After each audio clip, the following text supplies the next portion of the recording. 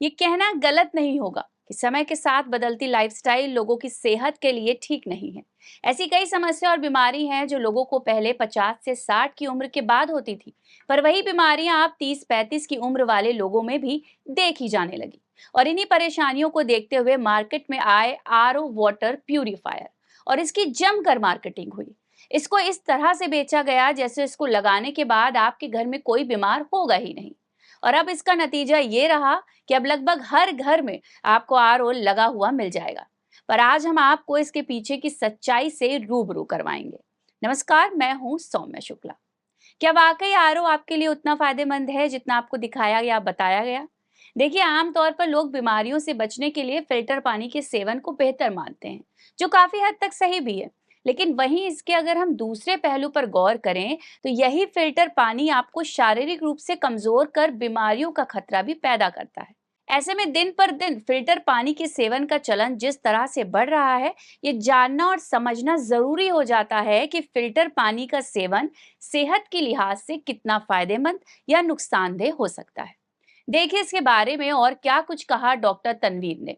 मान्यता है कि रिवर्स ऑस्मोसिस एक ऐसी प्रक्रिया है जिससे गुजरने के बाद पानी जो है वो स्वच्छ हो जाता है और पीने वाले को उससे बहुत लाभ होता है, बीमारियां नहीं होती है। एक हद तक ये मान्यता सही भी है कि जो वायरस है या जो बैक्टीरिया है या जो फंगस है वो छन तो जाता है, लेकिन रिवर्स ऑस्मोसिस के बाद, जिसको जनरली लोग आरओ कहते हैं, हर घर में लगाने के बाद बहुत आराम में हो जाते हैं कि अब उनको इन्फेक्शन नहीं होगा, कोई शरीर में कोई रोग नहीं होगा। लेकिन इसके अपने भी नुकसान हैं।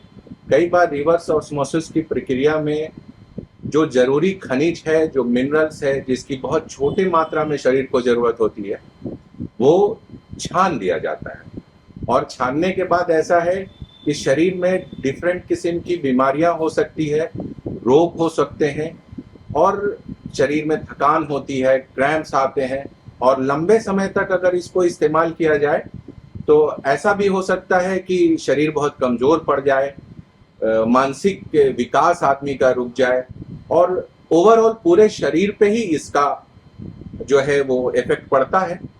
तो कोशिश ये होनी चाहिए जहां तक हो, बॉडी में इतना रेजिस्टेंस रहे कि नॉर्मल पानी हम पीने की कोशिश करें। लेकिन ठीक है, आजकल रिवर्स ऑस्मोसिस का जमाना है और ये हो रहा है, तो इसके दोनों इफेक्ट हैं। इसलिए सिर्फ रिवर्स ऑस्मोसिस के वाटर पे डिपेंड करना मेरे हिसाब से पूर्णतः उचित नहीं। स्वास्थ्य संगठन की रिपोर्ट के अनुसार भी आरओ का पानी लगातार लंबे समय तक पीने से आपके स्वास्थ्य पर निगेटिव प्रभाव पड़ सकता है।